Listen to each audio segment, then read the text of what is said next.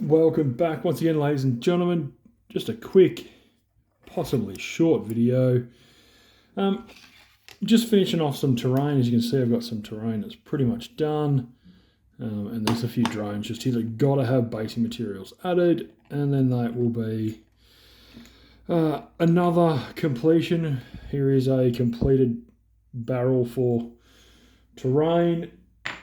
So yeah, once those bits are done, we'll be looking at roughly having about 77 pieces completed. I am working on some Kazakh in the background. Also, I've got another piece of terrain that's got to be dry brushed and have some stuff picked out on it to try and make it look like I put a little bit of effort in. But everything terrain-wise, I think I'm going to end up with, what have we got? 1, 2, 3, 4, 5, 6, 7, 8.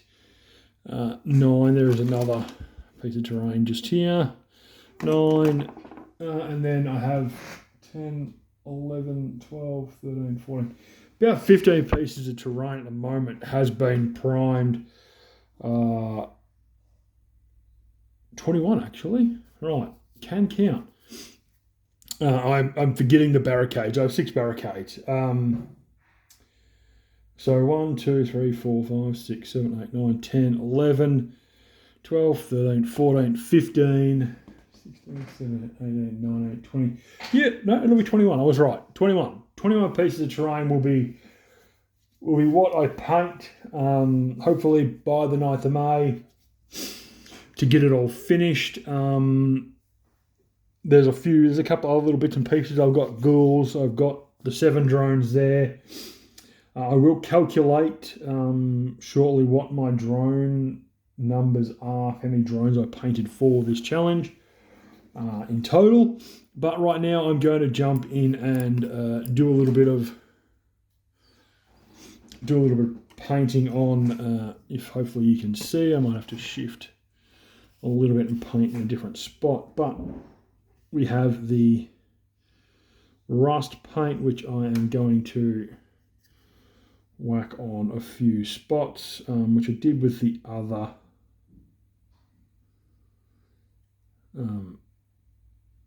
pieces of terrain, just to try and give it that little bit of body, bit of difference, just to try and make it look a little different. Definitely just get some on the end there. Just a few bits and pieces just to try and make it pop, change slightly. I had that out for a reason because I'm actually going to do something with it. But we'll continue on. Again, same process, just getting a little bit of rust in a few spots, just to try and make it look like it's a little more weathered than what it is. Once this obviously dries and goes shrinks down slightly, it'll look a little better. But it definitely helps break up a little bit of the terrain and gives me a little bit of difference in what I'm doing. So literally just had to wipe it on a few pieces really quickly to actually finish off what I was doing with at least one of those, because the other piece of terrain which is there has a little light on it. I'm going to obviously paint that, hopefully without making too much of a fucking mess, which I usually do anyway. So I just go nuts on the whole bloody globe, and then I try and wipe it off with my finger, like so. As you can see, now it's a little more dulled. You can see the metal coming through. That was literally all I had to do for that, which is hilarious. And then I will take the screaming bell, which I'll wipe off my white I don't intentionally mean to waste a whole bunch of white, and then I'm just going to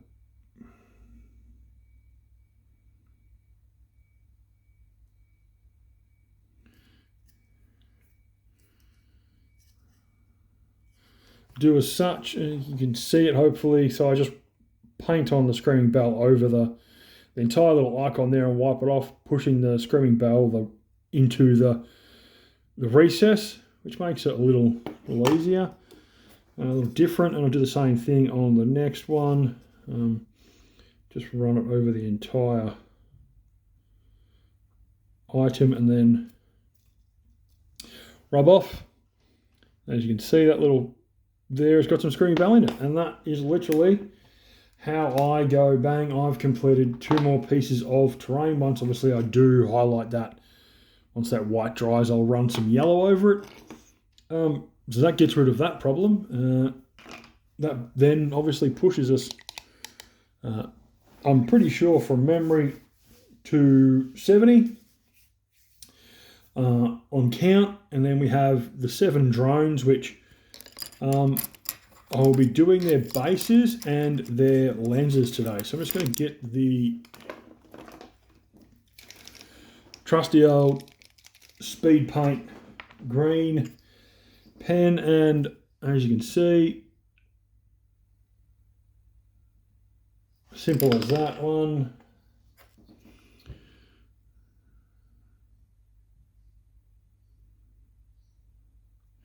Two.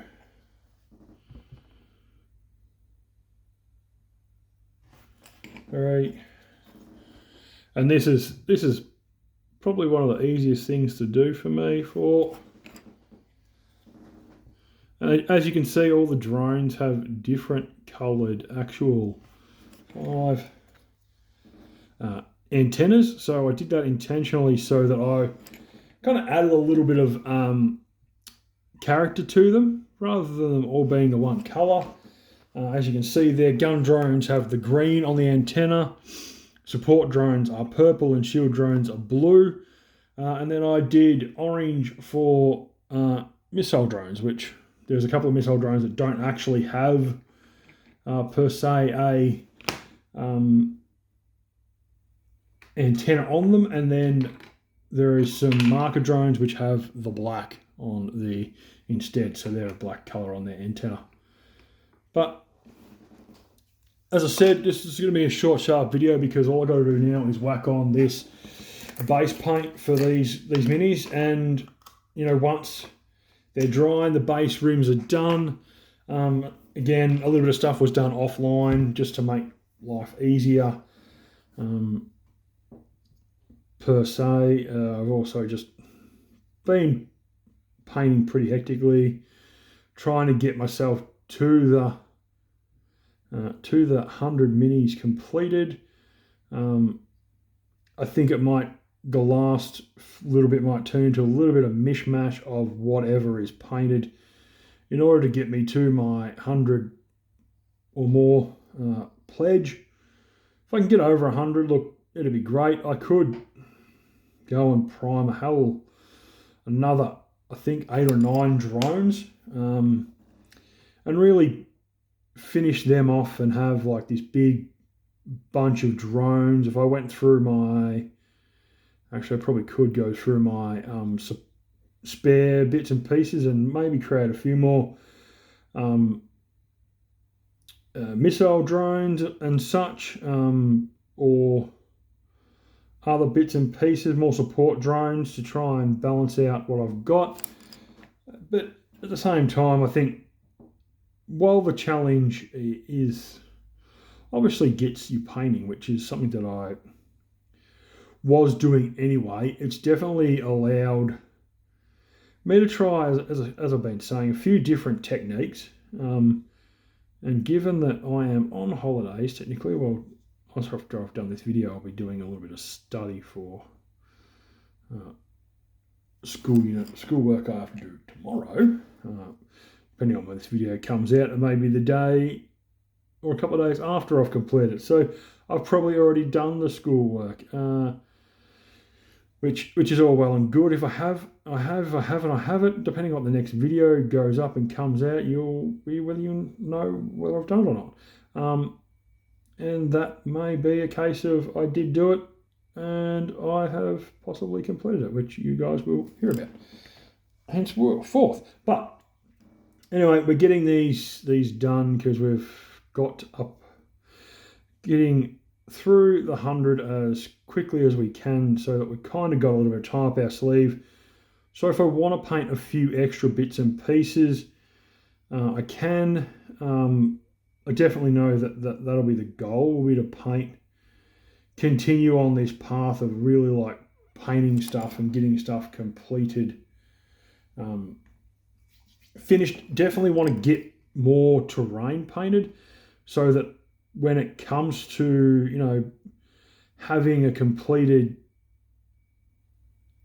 set of terrain for a table for playing, I really want to be able to say, look, I've got a complete and utter, you know, setup of 40k terrain that's painted and ready to go. Table looks good, because I've got a play mat to be able to play the game.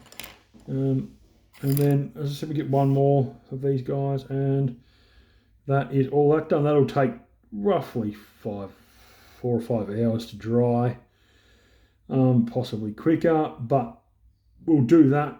We'll let it dry. Tomorrow, most likely, I will finish them off by cleaning up the rims to make sure that they're all good, and then working on the bases and like getting them, the rims painted black, and that will complete those. But as I said, once those 2 pieces of terrain dry, I'll add them to my other pieces of terrain, and that, I'm pretty sure, will get us somewhere around that 70. Now I find a lid for this. What did I do with it? It was sitting right there. No, it's over there. That will get us to somewhat towards, you know, 70 or 80 models. But I will do a count. We'll definitely post up a community post. So if you are following, liking, you know, keeping up with what I'm doing.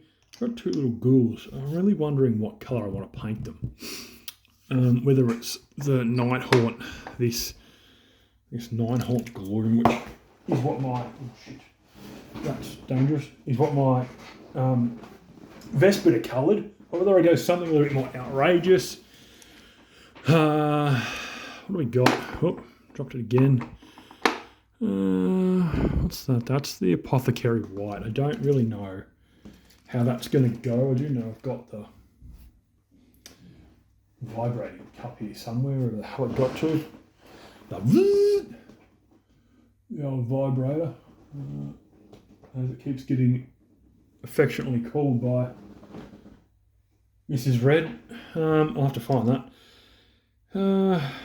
Just trying to think. I'm really trying to figure out what colour I would like to paint them.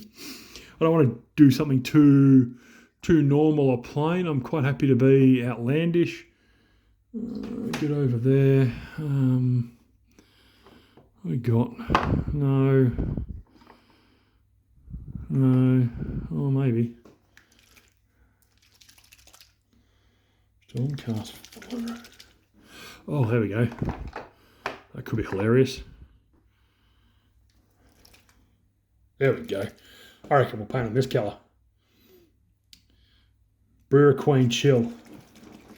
Pretty sure it hasn't been used before. It'll be a fresh open can. It's mixed as well as it can be. Oh, that's a nice colour.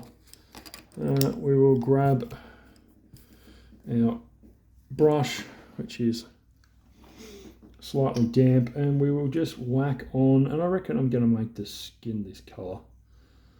I think I actually am happy with this, to be honest. These guys might be super easy to paint too. I just may have to find a way to hold on to them so that they don't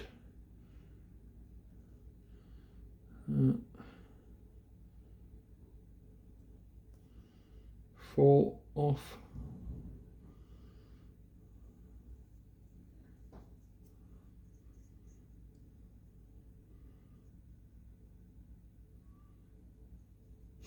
Sorry, I've gone a little bit quiet here because I've just realised that this is a really cool colour, and I think it's going to be a really cool looking model. It also will be something really quickly painted once I figure out what I want to do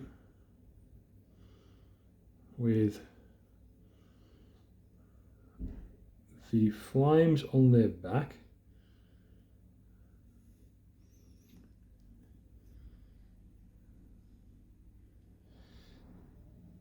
The legs, well, I don't know if it's flame or if it's hair. And if it's hair, I think I have a colour I could probably use to paint them with. I've definitely got something I can use to paint the sword with. I definitely have stuff to paint the bones with. It's going to be more of a making sure I don't make too many errors with where I'm putting paint, and we'll just get this in there as best we can. Nice big. I'm pretty sure these things are called tomb crypt keepers or something like that. They're from, pretty sure they're Age of Sigmar. But yeah, look at that one, semi-painted. I actually think I might take the Kazakin off do that so I can actually get this butthead on the little stand, make my life easier. And as you can see, I'm just going to again run this on him relatively quickly.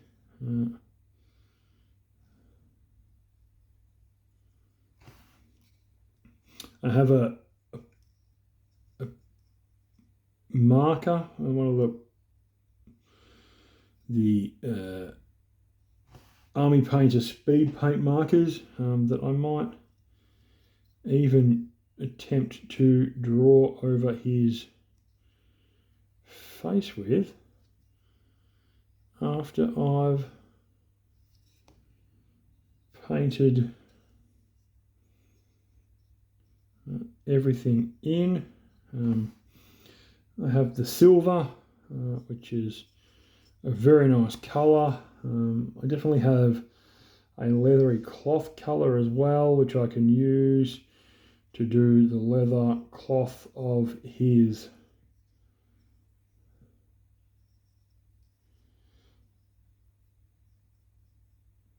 leathery parts, but to be honest, I'm gonna flick that around, get on his hands there, just get in there. This is only one coat at the moment, and that's the thing, it can be, a couple of coats can go down if I want to. It's more or less just making sure that I'm happy with the amount of opaqueness and colour that comes through from this guy. But yeah, look, that'll be, to be honest, two super quickly painted miniatures, because they're rather tiny per se, relatively easy to paint. And as you can see, I've already got paint down. I'm just going to grab the yellow here because I'm just going to whack some. What do we got? Bad Moon contrast. I'm just going to get on the end of the paintbrush here, and I'm simply just going to whack it on the item we painted, that little bit of light, and allow it to just dry and fall into the recesses per se. And that will be the end of that. So that will actually be two completed pieces of, well, three completed pieces of terrain, because there was one I already had finished and didn't really need to do much to. And there's two more. So, you know, somewhat successful, quick little 20 minutes. If you like what I do, don't forget to like and subscribe. Hit that bell notification. Drop me a comment. Let me know what you think, how I'm going, whether or not I'm going to make it to the 100. If you're doing the challenge, let me know how you're going. I do know that one of the other members of reblurr Gaming is trying to complete the 100 also, and is currently at about 80 miniatures. So slightly in front, especially after we get this lot of drones completed and we get to 77. I'll be 3 behind, but with those little ghouls and a few other bits and pieces, and the fact that I'm working afternoons at the moment, meaning that I have time during the day, I'm catching up and possibly going to be in front. But yeah, I've got plenty of other videos up for you to watch. I talk about my competitive play in a few. There's a Tau army that I painted and continue to paint. Obviously, the drones are part of that. They aren't in that video pile though. This is for the Million Minis challenge. And then after the Million Minis is complete, there will be another playlist go up, which will just be about random painting of random miniatures. I will return back to also completing some Tau. So there'll be some more Tau painted miniatures in that list. And then I will probably jump over to some old world, maybe some Age of Sigmar. I think I really want to paint some Age of Sigmar. I do have some steel helms there I would love to finish for the 100 mini challenge. As I said, the last 20 odd miniatures could be made up of a lot of randomness. There is 1, 2, 3, 4, 5, 6, 7, 8 pieces of terrain that can be finished if I do. I've got one that's 3/4 the way through doing. If I do, a few more bits and get most of that done, look, I could actually probably start working on 2 of those pieces as we speak, because I'm going to use I really want to use the marker pens, which you can see I've got in my hand. This is the polished silver, because you go in and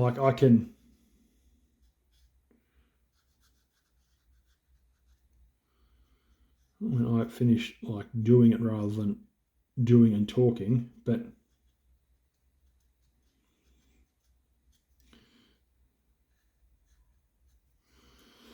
I can go in and as you can see, I've already painted a whole side of that steel.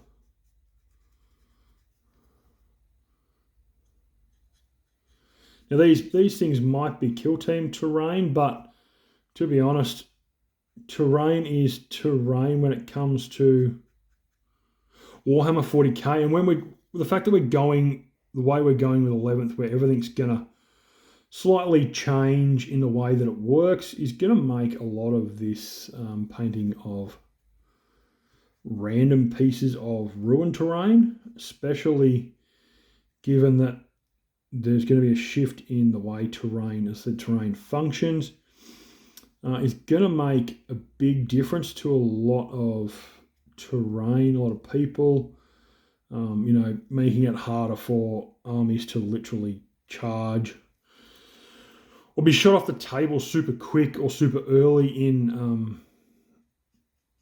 the game. Will definitely help I feel like it will help a fair few different armies per se, given that some of those armies are would really be getting slammed. I do know that Tau make a big indent on a few people, because you can shoot without having to be too close to anyone. You can really put the pressure on a lot of people, and therefore not allow them to be able to do whatever they want. But look, I've already painted, that much of a piece of terrain pretty quickly with this pen. I can continue, I can touch stuff up. So there'll be a few pieces that probably will get painted pretty quickly, to be honest, if I can get them done and focus quick and long enough. because there is a few easy pieces. Like this is really, to be honest, an easy piece, given that what I've picked out is silver, or I can paint it silver by just grabbing the silver army painter pen. And as you can see, I'm smashing through this piece of silver that I've decided to pick out because I don't have to keep going back to dip my brush. Meaning that, you know, I've already, apart from the front of it, like I'm a couple of seconds, I've chucked down a huge chunk. And I can continue that across all these silver sections, like, you know, this one, and these two bits down here. And on the front, you know, I'll be able to do all those really quickly. And that is the plan, like to get a lot of it done super fast with these pens and actually give myself some more pieces of painted terrain. Really helps with, again, you know, Games Workshop is talking about really pushing the world building side of 40k, I think, a little bit, with trying to make things thematic so that you've got some form of, I need to get a little bit more on the tip there, you've got some form of thematic presence about what's going on, just to try and make the game. I think that they have a feeling that people were finding part of the game boring, maybe, which I'm not too sure about. Like terrain, I get competitively terrain doesn't seem to make a huge, actually, it matters when you're setting up, because certain armies really can take advantage of well set terrain pieces. So I think the fact that they're trying to remove that per se a little bit will actually help a few armies out, which I will agree with will be good in that conjunction about how armies will be used. But that is the way it is. It's just one of those things. You have an army that is super good and doesn't need terrain, or your army really needs terrain to thrive, and it's just the way, for me, it feels like it's just the way the cookie crumbles. You've got to figure out yourself what you're going to do to use your army skills and abilities the way you know how, and that, I guess, I understand can be a little bit tough and a little bit hard for, you know, people to be trying to do that, plus figuring out what secondaries they want to take, what, you know, primary they're going to jump on. Like, I get there's a difficult place for people to be in terms of like allowing themselves access to other things, to be able to really crash and bash into armies to get done what they want to get done. And I understand that. It does make things hard. It makes it stressful. It can unintentionally ruin games, because you just don't want to have to focus on, hey, I've got to do X, Y, Z, otherwise I'm not surviving, and that's just unenjoyable for me. And I get that. I get that GW want to make the game somewhat more enjoyable for the play base, which is good, because, look, it can be quite frustrating at times when you are getting absolutely slaughtered and you have nowhere to go and you just are not enjoying the game, and it makes it hard. It really does. But anyway, I'm gonna just finish this one up. I'm gonna paint the rest of this probably off camera, to be honest. I'm just quickly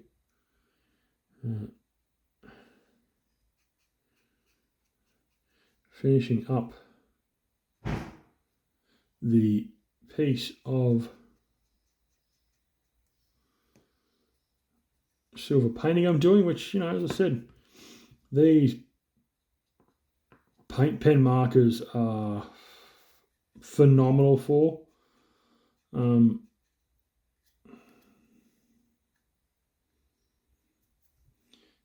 I am really enjoying them. I've got to figure out how to... I know how to change the tips. You get, when you buy the starter box, you get extra tips, another 10 of them, which really is a good amount of extra tips, to be honest. And you can buy the replacement tips on their own. They're not overly expensive from memory, looking them up. Places like Gap Games and that didn't really have them for a great price cost. You could get 10, I think it was $10 or $12 for the 10 or 12 replacement tips. So it's like $1 each, which is, when you think about it, the paint pens go for, oh God, anywhere between, depending on which site you're at, like $10 and $15. So it's kind of a pretty even spread cost-wise, I would say, for the paint marker and the actual replacement tips, which I haven't replaced any yet, given that I haven't had them. I've used them a little bit, to be honest, but probably not as much as I anticipated.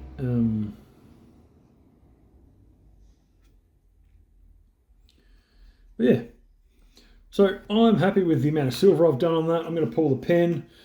Going to call that done. Obviously, this video will get uploaded in the next couple of days, so either I will have done my homework, or I won't have. I'm going to go most likely with will have, because I have one more video to post, which should go up hopefully tonight before this one goes up, and I'm doing study tomorrow, which will be Thursday. But yeah, as for now, that is all from me, and we'll see you in the next one. Bye for now.